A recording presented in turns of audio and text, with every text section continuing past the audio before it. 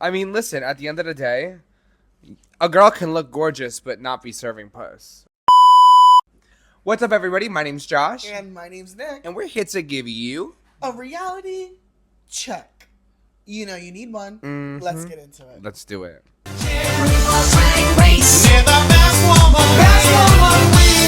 RuPaul's Drag Race Season 17. We are now officially in the back half of the season. Most of the girls are gone. The workroom is looking real full. Or empty, actually. Empty. The talent is talent. And it's kind of hard to just skate on by. You know? Yeah. You're either going to be exceptional or you're going to flop. Yeah. I think we have maybe one filler girl left. And there's definitely a bigger magnifying glass. The judges, there's less people to hide behind for sure. So we're definitely seeing that play out in this episode. But before we get into the bones and the meat of episode 11, RuPaul's Drag Race, I need to talk about the aftermath of episode 10's Eliminatee. That message, number one. Not only was the mirror message nasty, we'll get into her. What was going on in her mouth on that, that last little moment you have in front of the camera? She looked disheveled. She looked like she had taken a makeup wipe, started wiping off half her makeup. Yeah. Or she was crying. I don't know what was going on, but she was a hot freaking mess. How do you feel about the mirror message? I mean, I think I feel probably as upset. And not even upset. It's very much like when your parents I'm not mad, I'm just disappointed. You know, you go on such a large platform like Drag Race, and you don't want to end it by being a sore loser. And you don't even want to end it even more so by being, a nasty sore loser. Yeah. My question is, what were you trying to accomplish by tearing another girl down? If you were tearing a girl down that, you were beefing with in the moment, for example, you're beefing with Jules. Are you going to try to tear Jules down? But, what did Anya do to you? I mean, I know, they had that moment untucked, and Anya was defending Jules, but, still, throughout the... I don't know. It just, that... It came from left field to me. I don't know. It was weird. I think maybe because Ariete felt like Anya has been doing so well in the competition to kind of, take her down a peg. But the whole thing was just very, true color showing. It was very nasty. It was just, you wrote that to be mean. There was no other way. It wasn't a joke. It wasn't to be funny.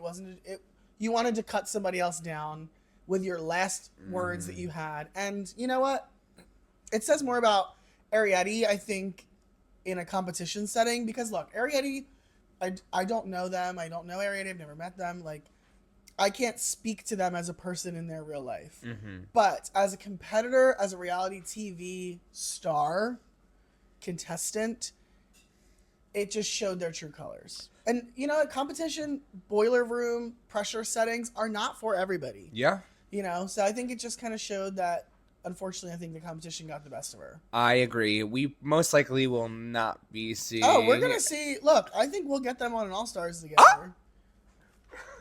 Gagged me once. I mean, I think it just broke my heart the whole moment because we do find out from Anya something that she's been trying to keep away from production by having private conversations with the other queens and not really discussing it kind of in the main workroom of her having some kind of dental issue that she hasn't really been able to pinpoint yet. So, that would be if somebody had a prosthetic leg, making a joke about something that they can't control, and just coming at them for you have one leg, you really have a leg up on the competition, something crazy. That would be crazy. It's just uncalled for and unnecessary. I agree. Listen, at the end of the day, like you said, it shows more about Ariete than it does about Anya. Anya, you took it really well. You didn't let that tear you down. And honestly, you took the energy, you channeled it, and you put your full pussy forward, mama, because this was your episode. Yeah, she definitely was okay, stank breath, and I'm still going to win. Period. Let them know. Yeah. Miss Big Fupa. Yes, we will get all up in that big fupa in just a minute. If you're a fan of all things reality television, from RuPaul's Drag Race, Survivor, The Traitors, Big Brother, and anything that has to do with eliminated contestants in between, we're your new best friends. So grab a snack and pop a squat because we are diving into all of the reality TV tea that is piping hot, mama. So we're going to get into it. We're going to continue talking about RuPaul's Drag Race Season 17, Episode 11, because it's a new day in the workroom. It is a new freaking day in the workroom. Yes. We have 7 queens. It definitely is just... It's crazy to see how the table is, like, literally half. Like, yeah. Is this who you expected to be at this point in the competition? Yes and no. I could have switched out a queen or two. Like, I could have switched clock it. I could have switched out Lana and Crystal. I could have switched out Crystal and Lydia. I honestly would have switched out Lydia and Lana with Crystal and Lucky Stars. That's where I would have saw in the top 7. Oh wow! I definitely saw from a first first impression. Yeah, I definitely saw Crystal here at this point for sure. Mm-hmm. I definitely saw her going much further than she did. Other than that, though, our eliminated queens, I think, and Ariadne. Honestly, I saw Ariadne doing much better than she did when we first were introduced to her. Yeah, because she wasn't even supposed to be here that far because the badunkadunk. Yeah. So imagine she went out way earlier, where she should have been placed. That tea. But a new day in the workroom. We have our 7 queens, and they're starting to notice, like, the walls of this competition are starting to close in. Mm-hmm. Like, the magnifying glasses are out, and the crown is in sight. It's far, but it's, you can see. They see light. A sparkle or two. Yeah, there's a little rhinestone or two out there. Listen, you gotta. How do you feel about this upcoming acting challenge that we have today? What were your first impressions? Your first thoughts? My first impression was like, what? Oh, what is it? Ducks and geese. This is a real thing that happened, and it's a docuseries. This guy that he's playing. Versus the ducks. Yeah, but it's like something else. There's a docuseries about this character, this man that Ross Mathews is impersonating. I've never seen it, but it's a real thing that he was very close to reality television stars and then leaked all of their secrets that they were telling him. So it's a real thing. This makes so much more sense because I was trying to connect what this had to do with like a pop culture reference, and it's just like they're like spoofing these moments with kind of like gay icon reality moments, like. I got New like York the and the Housewives. I got the Housewives one, but I didn't really get the others. Yeah, so they kind of like made the references more Drag Race related, but I need to go back into the workroom for a second because somehow we are back assigning roles yet again, which season 17 I think has had some of the most vocal and most kind of drama and dramatic filled moments when it comes to assigning roles. And it seems like it always has to do with the same girls. The same group of girls are having the same interactions with who's getting what role. We have another Jules versus Susie SmackDown. I love that Sam looks at the roles and just goes, I'm going to be her. I'm going to be Shonda Cox. Yeah. I'm going to be Miss Shonda. Yeah. And it was like, okay. Discuss. I was like, okay, period. They give Sam whatever she wants. They give Lexi whatever she wants. They kind of gave Lana, and then, Lana's, I'm doing this scene if Anya will do this with me. Yeah. I mean, listen, if you want to have a good partner, that's a great way to bait yourself into getting a good role with a good partner. Yeah, I mean, if I'm going to pick anybody to be my scene partner, I want the queen who's the front runner. Exactly. Or do I? Or do I? Because they're doing so well, do I want to get overshadowed? Or do I pick the queen who's kind of been nasty and bad so I can try to outshine her, by comparison? It was really interesting. I thought it was super interesting that Lexi actively decided to work with Susie after last episode and her entire Mentee B that we had. But I understand what we had to take a TV timeout because Miss Lexi Love, I have been supporting you from the jump. Like, I have truly, I loved my first impression of you. The first couple episodes, you were really serving puss down. But, what is this, villainous? I have this tug of war with Susie, but then I'm going to work with her, but then I don't like her, and I want her out of this competition. No shade, no tea. What has Susie done, magnificent, what has she done that is you're putting her on this pedestal? At the end of the day, Sam and Anya are the two front. Yes, Susie is up there, but Susie is not the number one.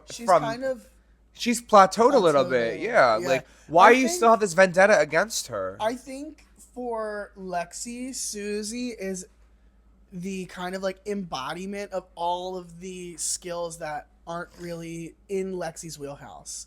You know, so I think that That is true. she's seeing Susie do well in things that Lexi's not good at. Mm-hmm. And so she's kind of like getting in her own head. But it's weird. We have seen this kind of like deterioration of Lexi's confidence throughout the competition. And it's disheartening. Yeah. Because she's so fierce. And it's just upsetting to see. But I get where she's coming from. I don't want to go head to head with you. But if I can use you to my benefit and be on the same team, hell yeah, let's get on the same team. You know? I mean, yeah. You want to have a golden ticket. But it is kind of like make up your mind. Are you going to have this vendetta against Susie, which she also somehow has no part in? Or are you going to like... This is one-sided. Yeah, like, or are you going to be besties and just like get over it? Yeah. You know? So I agree with you. So our pairings end up, we have Miss Lexi, Love, and Susie 2 in a team. We've got Anya and Lana. We've got Sam and Lydia. And then Jules Sparkles decided that she wanted to fight for the role that was alone in her scene. Off the first look, without getting any dives into their like script readings or whatever, I really genuinely thought that Susie should have had the monologue. Yeah, I agree. I think that now it is one of those things. Like the other girls are thinking, I don't want to give the actress the moment alone. Yeah. But I'm also just in the business in my head. I feel like I would be in the business of like, I want this acting challenge to be iconic. Yeah. You know, like just like I would want the girl group to be iconic, like whatever. The Rusical iconic. Yeah, like I would want the person who's best suited for the role to do it. But it's also a competition. So it's weird. There's this imbalance of like, do I go for the role that has the most amount of lines, even though I know I could do this role way better? Yeah.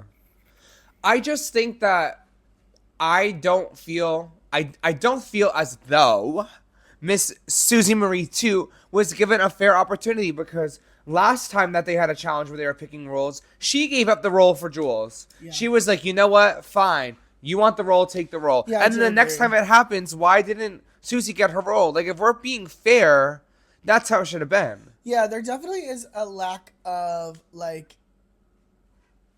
And honestly, consistency. kudos for you, Miss 2, because if I was you, I would have been throwing a tantrum. You just said, you know what?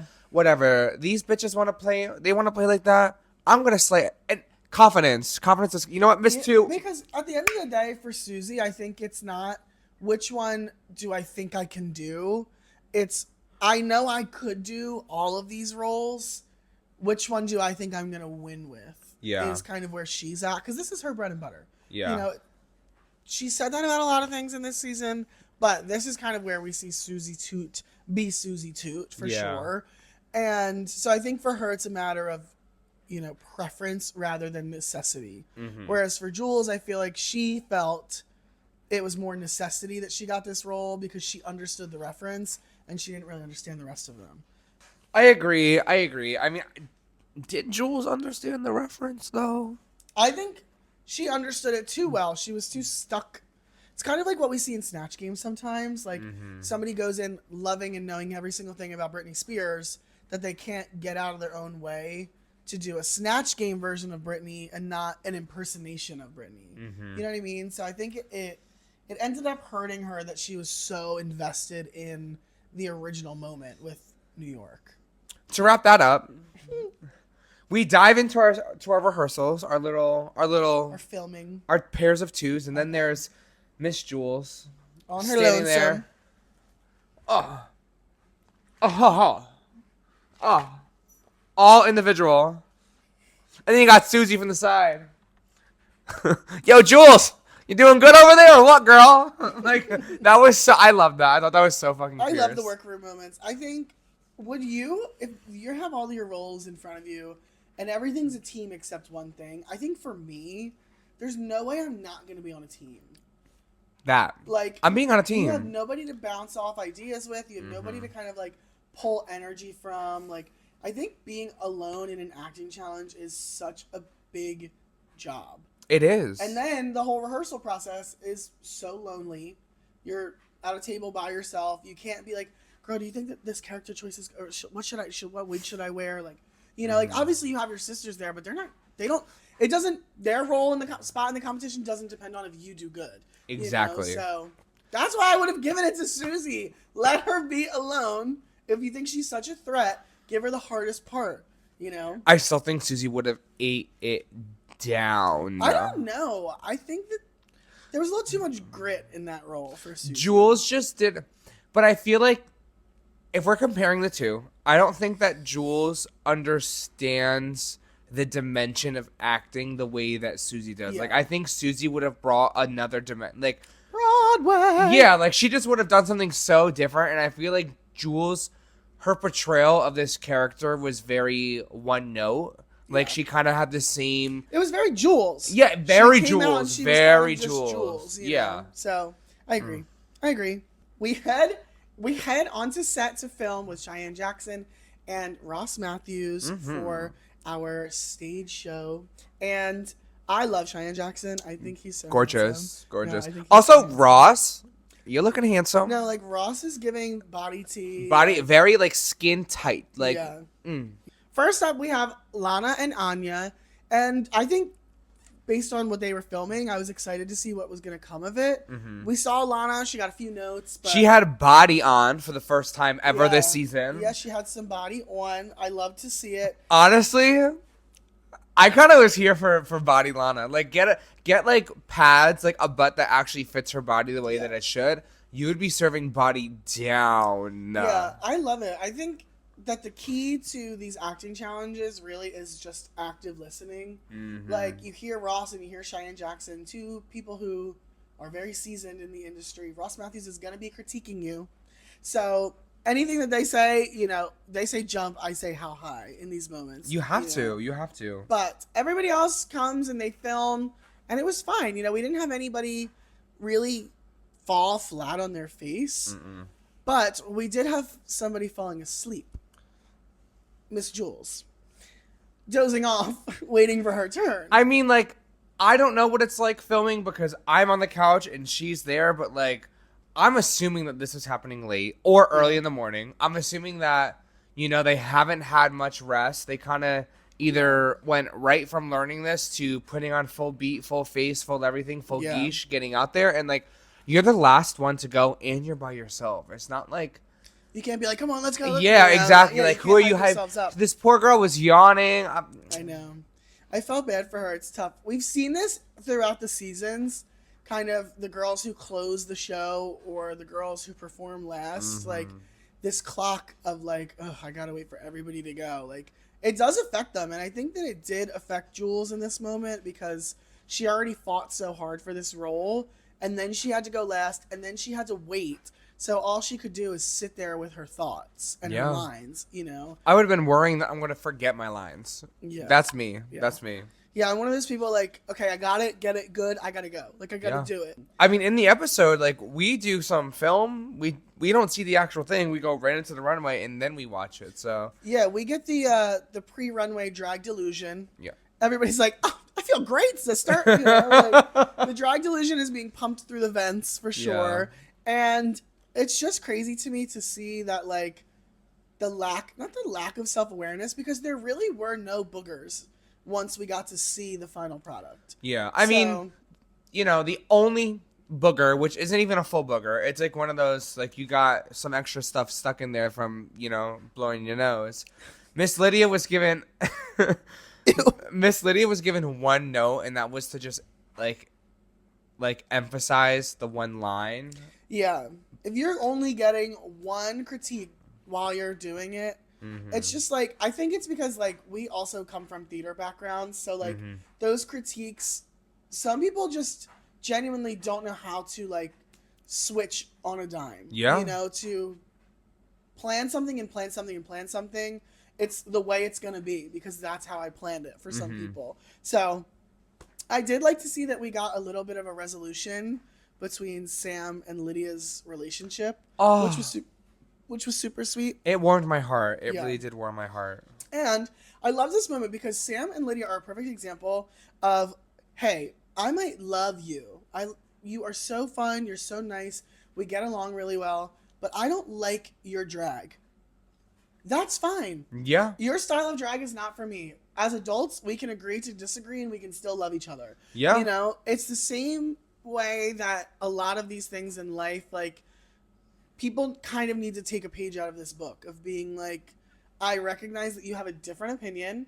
However, as two grown adults, we are humans. You're still my sister. We have different opinions. We have different life experiences that have shaped us. Mm-hmm. That's fine. That is okay. I loved this moment. I love that we got to see this because it's like, we're sisters. I would never wear what you have on because I think it's rotted. But, you know, serve, girl, you know. No, like, as Sam said in Untucked, like, I mean, she said this to Lydia and Lana, but it still applies. Like, you are both so fierce in your own individual way, and that is what is so beautiful about this show and everything about it. Like, you have a pageant girl, Sam, and then with Lydia, you know, going back to their scene partner, Lydia is that, like, Tim Burton, underground, like, indie style drag, but, like, you know, everything comes from her hands. Like, she makes it all. It's just an expression of art. Lydia, she's just twisted. She says it all the time. Yeah, I love it. She has this, like, twisted sense of style and, like, just a point of view that is so her own. And it's great. And they're both great, you know. But I may not live for what you're doing, and you don't have to live for what I'm doing. But I will support you in all of your endeavors. Yeah. But I would just never do it myself. Talk about supporting in endeavors that I wouldn't partake in. This week's episode of Check or Chuck. Oh, so you're not going to partake this week? You're not supporting, partaking, or divulging. Oh, listen, we're going to chew and nibble. I mean, look, we ate up these looks. I loved the runway category this episode. So it is time to get into our runway review. Check or Chuck. You know the rules. If we liked your look and it served a good purpose, it looked good, it fit right, body was tea, it's a check. And if we hate your look, it's rotted, nasty, ugly, and trash, it's a Chuck. Yes. And if you had a look so impeccably gorgeous, so beautifully crafted, artistically made, that we can't think, we can't breathe, and it was just so gobsmackingly gorgeous, baby, you gave us a reality check. Because it was just that earth-shattering, honey. Huh.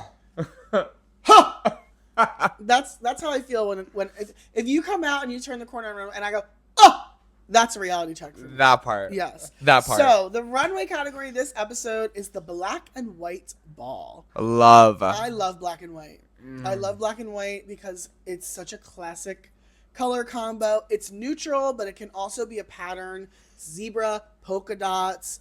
You have so many options when it comes to black and white. It is just so beautiful. And especially the looks that we got, the versatility. Yes. That it's we have to dive into these looks. We have to dive into these looks. Before we do that, talking about a look we need to dive into, Miss Tangerine Dream RuPaul. Oh, Miss Clementine herself walking down the runway. Lovely latex baddie. Like, I love RuPaul in pants because RuPaul is so body tea. Legs. She's the perfect height. She's got these long legs that go all the way up. And she was in this skin-tight latex with this little blazer. Honestly, I feel like we could have lost the blazer and just had this skin-tight latex catsuit. Sexy. I would have lived for No, it. like, RuPaul Charles were serving body And RuPaul tea in down. orange. Skin glowing. No, I love RuPaul in any type of, like, neon citrus, hot pink, like, RuPaul just always looks so good. She gives you every wall. You know what I would love is if RuPaul came out in the week's category. I've always wondered why RuPaul doesn't do that. Like, this week is black and white. Here's RuPaul's black and white look. Wait. You know, like. Wait. Production. No, you know, like, and Come on. I get it. It's like RuPaul's not in the competition, so, like, you don't want to have to compare her to the looks that were also on the runway. But, like, you know, it's black and white ball. The guest judges will also coordinate sometimes with the theme. I mean, like, Sam Smith was wearing black and white. Like, RuPaul, let's see you in a black and white look. Henny. But let's get into this runway breakdown. First on the stage, we have our shining star, Miss Sam Star, in this, like, jester mixing patterns with this, like, crinoline detailing, tons of silver stones. What did you think? This was the fucking look. This episode. This look. Sam Star. This look was everything for me. With the rhinestones on the face and It was just the different patterns. It was so fierce. Nothing was symmetrical in the most beautiful way. Like, it was just, I love this look. Sam, it's not a reality check, but it is like the closest thing to a reality check that you could have, in my opinion. So it's a big, fat, bold, capital, italicized, underlined, capital, check. Yeah, it's a check for me. I didn't love it. I didn't hate it. I thought it was gorgeous. I thought she looked right. There was just something that was off for me in the proportions with the crinoline on the shoulder. But I would love to see Sam in something that is less polished and less put together in this way. That she has this pageanty way of presenting on the runway. And I would love to see her kind of just like loosen up on the runway. Everything is so meticulous. It's almost too good. But like that's why I love her. Like I love her because it's so good. Like yeah. This is her not in a pageant and it still looks like it could be at a pageant. Yeah, I mean, I thought for Black and White Ball it was fun. We got to see her kind of mix some patterns. It was very different for her. So, you know, it's a check for me, but I didn't love it as much as you did. I loved it. Yeah. Sam Star, like you put Susie Toots' jester look from Tickle Me Pink to shame with this look. Well, Susie Toot she wasn't doing jester. She was doing clown, 1920s clown with a specific reference. But she was looking like jester with that pattern. You put them side by side and Sam Star walks Susie Toot any day of the week with that look. Yeah. It was gorgeous. Next to the stage, we have Miss Lana Dre in this white ruffles, polka dot stocking, beautiful updo hair. I'm not going to lie, this wasn't my favorite outfit. I did feel like it was a little bit basic. Her body looked good. Her legs looked good.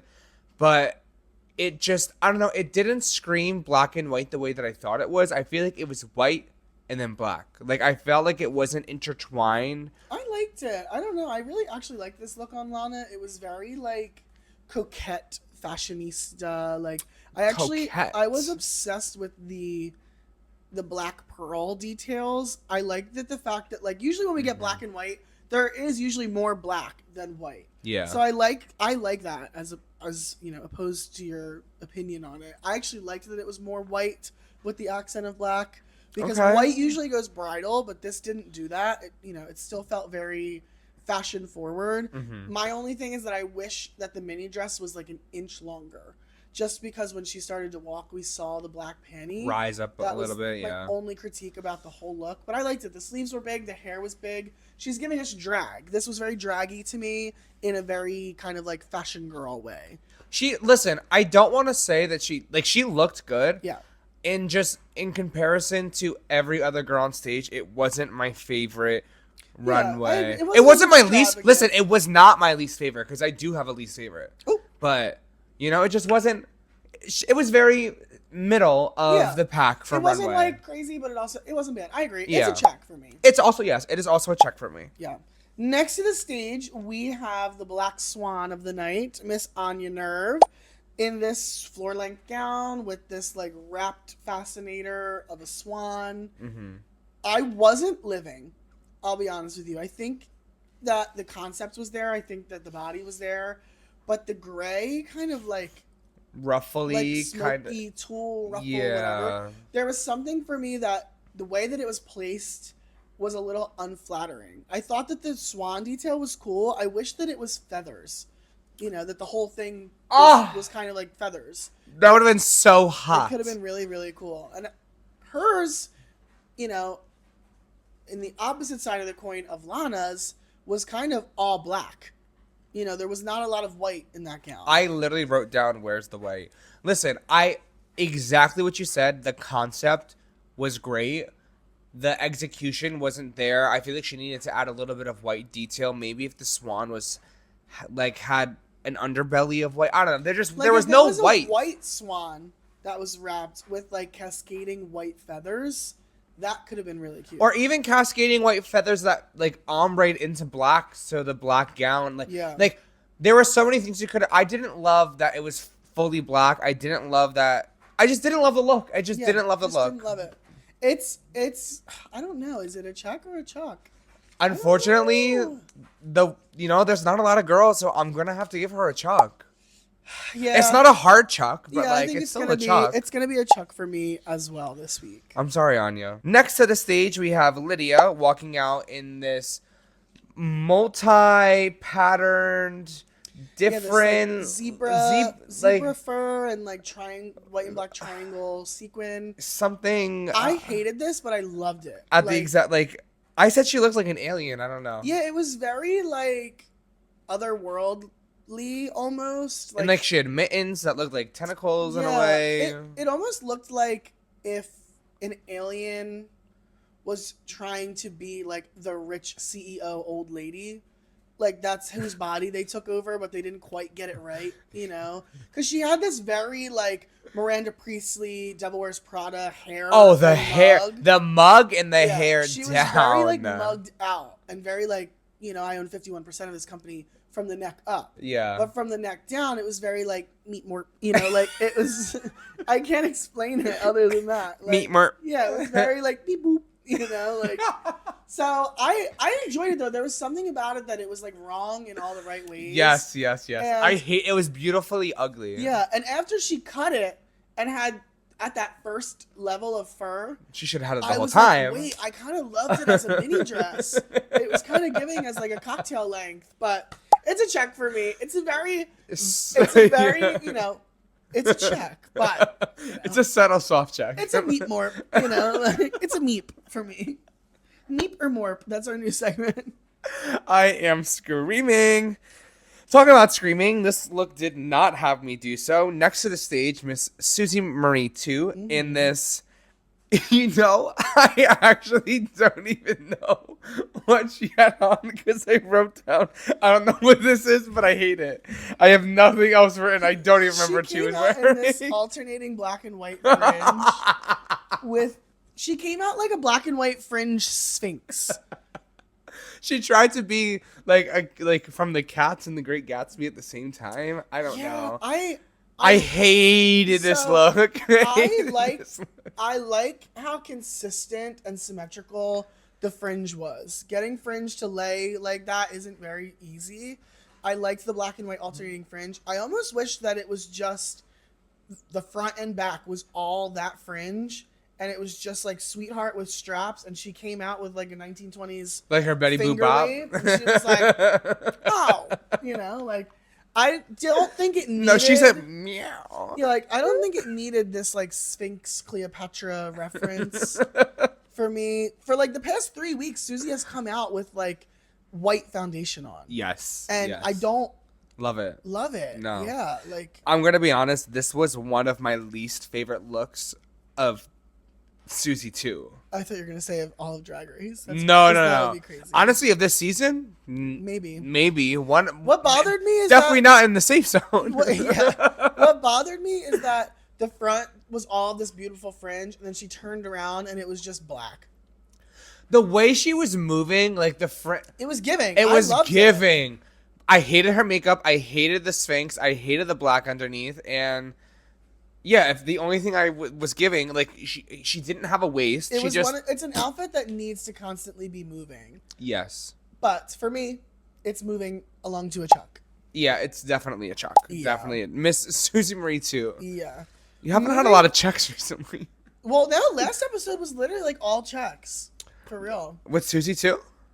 Moving on, we have Miss Lexi Love coming out in this black and white ombre moment with this I did not enjoy the hair that she chose for this, but she has another train, another flowing piece of fabric behind her. And rhinestone bedazzled punani cooch Alina. Yeah. I don't know if you clocked it, but I did.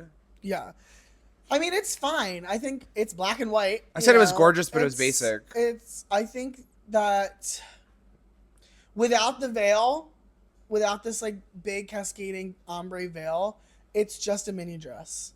So I don't know if it really kind of stands up to it.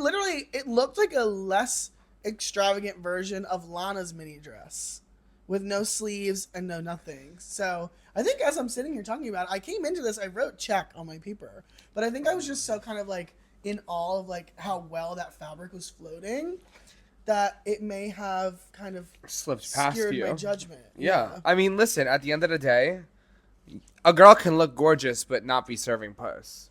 You know? She looked gorgeous, Words to live by. but she looked gorgeous. Yeah, I mean, but she looked great, but the look, if you break it down, with it just was the look, basic. I think it's a chuck for me. Yeah, the look is a chuck. Listen, it's a chuck. Yeah. Let's just call it what it is. You already wore like a wedding dress inspired look like literally 2 weeks ago. So for you to still like, if I was her in this moment, was a design challenge. I know, but still, if I knew that my upcoming black and white look was going to be this and have a train and kind of look similar, honestly, a less extravagant version of a dress that you just made, I would have tried to switch it up. I would have tried to do something to modify. I don't know if this was the dress you intended to have from start to finish, but I would have just changed the look a little bit. Yeah. I don't know. That's just my opinion. Last of the stage, we have Miss Jules Sparkle in this very like 3D dimensional, like kind of reminded me of the Doodle guy, but like an outfit. And Doodle Bob. No, not Doodle Bob. The Doodle, you know, the guy with the orange hair who is the Doodle. He like walks around. So there's this. No. If you know, you know. Okay. Regardless, you looked fierce. This was like a deconstructed suit in a. It's what I imagine if a sketch artist had this, like literally, it looks like the sketch came to life. Yes. I absolutely loved this look. It is like this close to being a reality check. Mm-hmm. The only thing for me that kind of threw it off was the shape of the bra cups, because they were pinched to have this, you know, have like a ruched moment here. Mm-hmm. But they just felt a little too small and a little bit uneven. Mm-hmm. But this look, I mean, it was art. This look was art to me. I loved it so much. It was like art come to life for real. It was absolutely gorgeous. I would have maybe changed the makeup a little bit, or she had like these colored. She was giving like CEO of like. No, like the hair. The hair was gorgeous. I don't know. I just didn't love the cat eye eyeshadow that like kind of like, you know, was sharpening towards her head. I would have maybe changed a little bit of the makeup, and I don't know. I don't love these colored contacts on Jules that she puts in every week. I feel like if we may have... I've never even noticed. I feel like if we may have changed her eye color to like a brown or like a darker color, so it kind of... Her eye just popped a lot. I don't know. I wasn't a fan of the eye. See, I loved it. I feel like I could see this woman coming in who runs, you know, like the largest art gallery in New York. Like, I mean, served you know, down. or she like runs the art museum and, you know, she's here for a gala. You know, like it was Yeah. very like boss bitch, and I loved it. It's a check for me. It's that. Listen, the look is a check. Yeah. I just think we could have changed up the makeup a little bit. Look itself, gorgeous, amazing, art. Like, Did somebody mention art? who was your fave? fave? Boom. Who was your fave runway this week? Nope, Jules. Sorry, I meant to say Jules. Jules. Yeah, I think my favorite runway was between Sam and Jules. I think Sam just, I really think she hit it out of the park with this look. I think that Jules also hit it out of the park, but I was just obsessed. The hair, the makeup, the look. Sam just ate down for me. Yeah. Moving away from the runway, it is time to watch the premiere of Ross Mathews versus the Ducks. And we start off with Miss Anya and Lana, Big Fupa. Big Fupa and Drippy Q. Yes. Listen, Lana did great as Drippy Q. Big Fupa came out in the middle of the scene, did great. Anya ate down. They had their fight. They ripped their wigs. Yeah. Lana, like... This was very, like, funny Drag Race humor. Yes. Like, this is... You guys know, I don't like skit comedy, but, like, I could get behind this because, like, it was entertaining. It was funny. They were both involved. Like, I actually enjoyed, for once, and this isn't me being shady, like, Lana doesn't do that well at acting challenges, and I felt like she really did well at an acting challenge. I was watching it, and I was like, wow, Lana's doing really good. Yeah. And then Anya came in. But, like, And I was Anya... Shit. Anya's doing Listen, You know. them nails on that breastplate, she ate that down. that That was was so funny. That was so loved funny. it. I do think that had Lana been in a scene, maybe with somebody else who wasn't as so forward, I don't think she would have been overshadowed as much. But it's kind of hard in a scene like that that's supposed to be at 100 the whole time. Yeah. You know, it's not, you know, so it's kind of hard to like push that any further than what it is. I agree. No, I completely agree. So moving on to the next scene of the show of the Ross Mathews versus the Ducks. We have Sam and Lydia come out. Sam came out in this 2-piece look, which is also Crystal Envy's look. If you guys didn't know, she dropped it. Oh, yes, I didn't know yes, that is Crystal Envy's look. Sam she is an actress, an actor. Now, I'm going to shut that shit down right now. I'm going to shut it down. Sam came out there and played a Southern woman. Sam went out there and did Sam. Sam went out there and did Sam Star. Do I think that they were very successful in this role? Yes, I lived. I literally wrote down, I lived.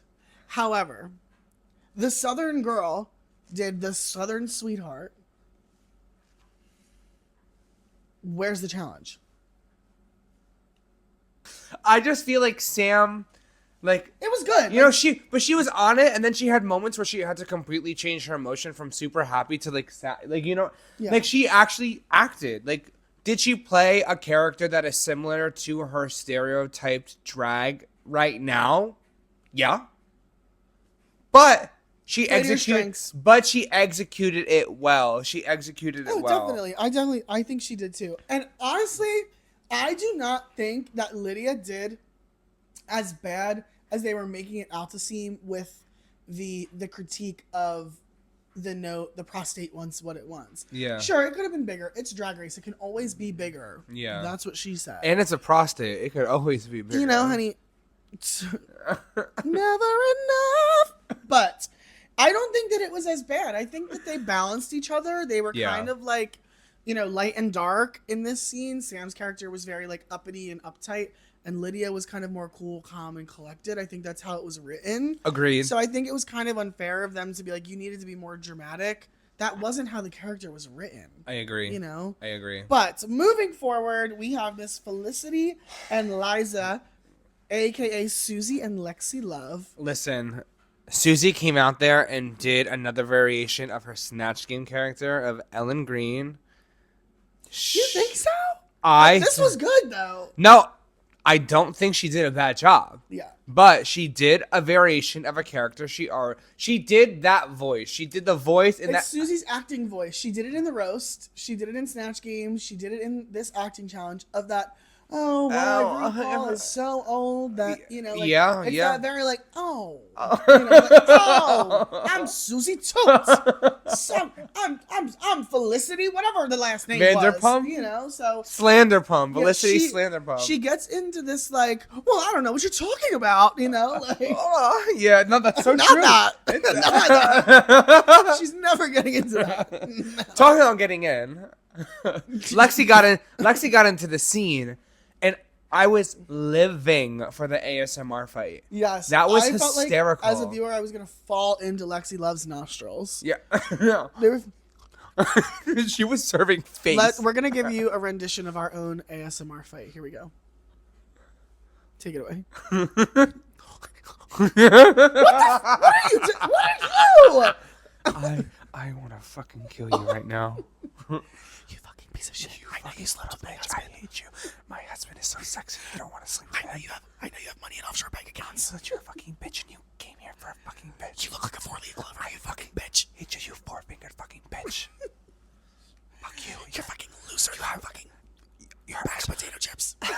Your ass is so loose and a beatbox is the lyrics that super bass by Nicki Minaj. Do you hear that? It's your IQ. Nothing. That's literally the fight. Like, that was them. Yeah. That was them. But I was living for it. It was good. I actually, I felt the intensity. Like, I feel like Lexi Love was letting it out. Like, at first, you know, during their reads, she was stumbling.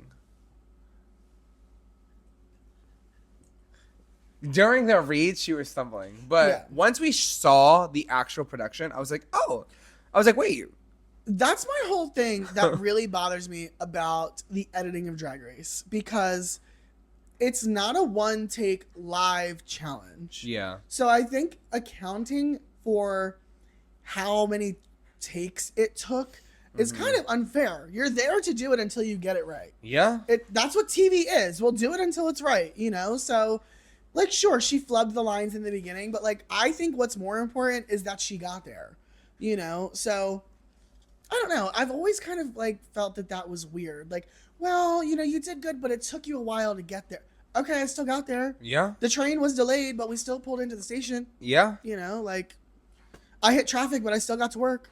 You know, like, We're still there. you know, I We're thought still she did there. good. But Talking about being delayed and getting there, we finally have Miss Solo Act herself. talk about a train off the rails. Turning out there, Miss Jewel Sparkles. Jules comes out, and this is supposed to be like the grand dame, the big finish. Like, she comes in and is supposed to knock the house down, boots, mama. And the energy was flat. Like, crashing. Yeah, it went down, and I think, you know, Ross was trying to give it to her, like, you got this, let's do it, like, whatever. And it just never got there. It just, she was messing up her lines, and I think that kind of started to feed into that mental kind of decline for her as well. So it was just unfortunate because, again, we see another queen who went up against Susie Toot for a role, that fought for a role, do poorly, and it was interesting. That's really all that there is to say about it. It just didn't hit. It didn't hit, and to be completely honest, I think Jules maybe got saved by her runway. She could have been a contender for lip syncing this week. I really think that they could have switched Lydia and Jules for me, or even Lana. Jules and Lana. Yeah, I think that Jules should have been lip syncing. She got very lucky, but her runway was the runway out of this world fierce. Was like immaculate. Yeah. So we move into no tops, no bottoms. There's 7 girls left, so just keep them all on the stage. And it's time for the age-old question. Who should go home and why? Yeah. What are you doing in this moment? Are you going for your biggest competition? Are you going for the girl who has the worst track record? Or are you just going for the bitch you don't like? I feel like I'm going for honestly, I would be taking a page out of the Luxnor London, like, yeah, line the bitches up, read them down, and then have an answer with, and I think Lucy LaDuca should go home. Like, you know, let everybody have it. Yeah. I don't know. I think in this moment, it depends. Obviously, it all depends. You never know what's going to be happening. But I think it's honestly kind of a cop-out to pick your biggest competition.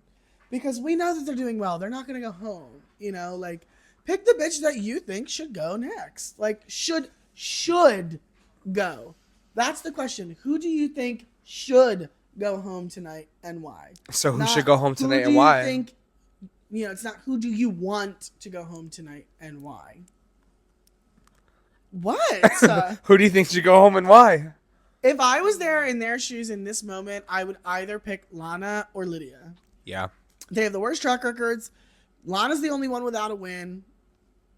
I would be picking Lana. It kind of writes itself. For that exact reason, I think Lana should go home because she is the only person on the stage without a win. Period. Blank. Boom. That's it. But for whatever reason, everybody decided to pick Susie Suits. Oh, and this is the thing. Like, if you're going to pick the front runner, pick the Anya. Actual front runner. Pick Anya or Sam. One of the two. I don't know.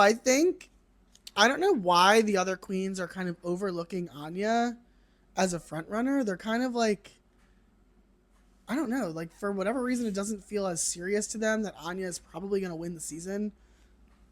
You know? As a viewer? It's like black and white, obvious. You know, read between the lines. Don't even have to. Anya or Sam. But it's Anya. Yeah, it's Anya's going to win the season. Yeah. So, we find out that everybody wants Susie Toot to go home. No surprise. But this week's winner of Ross Mathews versus the Ducks is the one and only Anya Nerve for her performance as Big Fupa. Come on, Big Fupa. Meow. Now, you've been known to have a big Fupa. What did you think? That was nasty. No. I think that Anya definitely deserved the win. Yeah. I put that my challenge favorites were Anya and Susie and Sam. Yeah. I could have seen Anya, Susie, or Sam winning, but I am happy that they gave the win to Anya. She did great. Do I think that her runway was amazing? No. Like, I always think if somebody did good and there's multiple people that did well, you have to put the runway. Tiebreaker is the runway. Exactly. And I don't think that Anya won that tiebreaker in that sense, but she did an amazing job in the challenge. So yeah, I agree. I agree with you. I think it was obvious from the moment that they were in the filming that she was probably going to win the challenge. Yeah. You know, so it was good. Unfortunately, though, Miss Lana Jarre and Lydia B. Collins were not so lucky this week, and they are in the bottom 2, getting ready to lip sync for their life. Now, when I saw this lineup, immediately I was like, Lydia, it's been real. You know, Lydia, it's been fun, girl. Pack your bags, get out of here. But I was pleasantly surprised in the beginning of this lip sync because Miss Lydia comes out and she's giving, you know, she is giving spooky ookie down. Yeah, she's giving her kind of freakazoid Lydia B. Collins, you know. She said it's Halloween Town, Hanny. And it was giving, like, it was working. She was like having a seizure on the stage. Like, it was like I was living. And then she brings out the scissors. Scissors. And and honestly, I wholeheartedly believe this. I'll die on this hill. Lydia B. Collins would have won this lip sync had she left the scissors in her outfit. Or if she had successfully cut the outfit on the first rip and it was just like one clean stab in, zoom, and then bam. The problem is she's trying to cut through layers of sequin upside down with fur. Who even knows how many layers of linings? Like, it's skin tight. Obviously, the scissors weren't very sharp, you know. It was an unfortunate way for her to go out because she is a really talented lip syncer and she kind of shocked everybody this season, you know, finding that out. Me included. Yeah. I thought Lydia was going to be one of the first 2-3 boots. I was not living for the ookie spooky. Like, I clocked this, our first episode. I was like, Lydia is giving a Tim Burton Gottmik version of a girl that I don't want to see on my screen. And at the end of the day, that's crazy. She came here and she said, listen, she expectations. She came in here. She saw the kingdom from far away. She walked her little happy ass up. She joined the kingdom, and I was living. The queen of the kingdom. Listen, Miss Queen Butthole up there is laying her ass nice. Yes. And honestly, we may have seen Lydia B. Collins leave, but at least we get to see that she is with her man, and she is. Yes, they're reunited. Exactly. It was unfortunate to see her go. I really loved Lydia this season. From episode 1, I was like, there's something weird about her in a good way, and I loved it. And from the second that she brought out that nasty burlesque show puppet thing, I was like, I'm living. But that thing was so weird. Lydia, I am sad to see you go, but as always, there's a spot for you on this couch. If you ever want to come talk about our favorite show with us, I know you follow me on Instagram. So come on, Miss Collins. I'm going to have to send you a little DM, Miss Butthole, honey. Come on. But as always, that has been your reality check on this week's episode of RuPaul's Drag Race Season 17. We'll be back next week where the girls are doing a monologue challenge. It is, and it seems like it's giving Jules' worst nightmare. No, it's like looked like it was giving kind of 80s and 90s, like I don't know if they're gonna like be workout writing. video kind of thing. Yeah, I don't know like if they're gonna be writing them or if they're gonna be giving them. So I'm excited to see. Are they all gonna blend into each other? Is it gonna be like individual? I don't know if it's gonna be like the vagina monologues. Did you do the vagina monologues? I did the vagina monologues. Baby, I see it as far away from that word as possible. If you know about the vagina monologues, then you know. You're gay now. You're a homo now. Oh. But we will see you next week for RuPaul's Drag Race Season 17, Episode 12. And be sure to hit that bell so you don't miss any notifications when we are talking about your favorite show. And as always, we'll see you in the next one. Bye. Bye.